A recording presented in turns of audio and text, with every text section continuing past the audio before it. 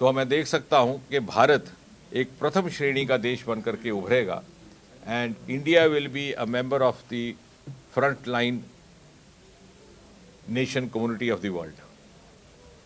और उसके लिए हम किस प्रकार उस भूमिका के लिए अपने आप को तैयार करें, मैं कह सकता हूं कि ये बजट उसका एक विजन डॉक्यूमेंट है, उसकी एक रूपरेखा है। और इसीलिए मैंने उस दिन कहा था कि normally a budget is a document of economics, but the budget 21-22 goes beyond the realms of economics and emerges as a vision document of post COVID India. क्योंकि एक और विश्व भी हमारी ओर देखने लगा है, दूसरी ओर जब अन्य रिसोर्सेज का अभाव होगा तो जो अनएक्सप्लोर्ड पोटेंशियल्स हैं हिंदुस्तान में वो किस प्रकार से उपयोग में ला सकें।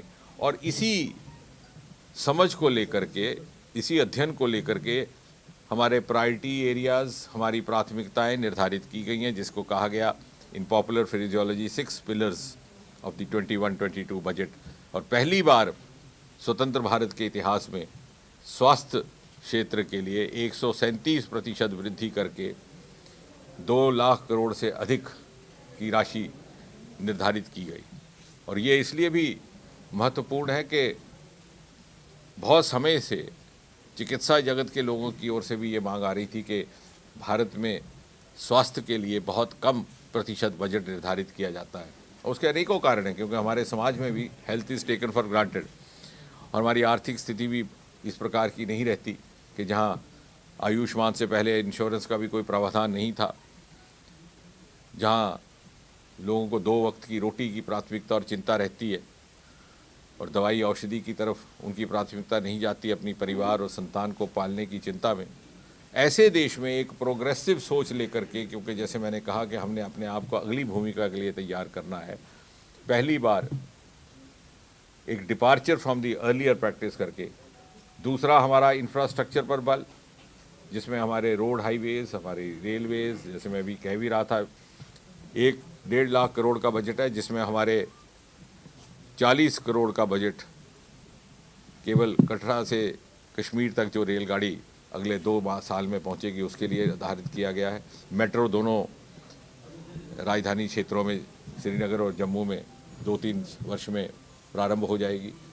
कि कोई ऐसा वर्ग नहीं रहा समाज का जो किसी न किसी प्रकार से लाभार्थी ना रहा हो। आप देखें इसी स्पेक्ट्रम के दूसरी तरफ जो एल्डर सिटीजन्स हैं, 75 वर्ष से आयु के ज़्यादा, उनके लिए पेंशन लेने वालों के लिए इनकम टैक्स रिटर्न भरने की दुविधा से मुक्ति प्राप्त कर दी गई। महिलाओं के लिए 8 करोड़ गैस सिलेंडर पहुंचा दिए गए थे, 1 करोड़ का और प्रावधान हुआ है। टैक्स पेयर को भी राहत मिली है। परंतु कुल मिलाकर के ये कहा जा सकता है कि जहाँ तक जम्मू कश्मीर का संबंध है, हमारे इसी के साथ साथ इंडस्ट्रियल पॉलिसी हो गई 28,000 करोड़ रुपये से अधिक की।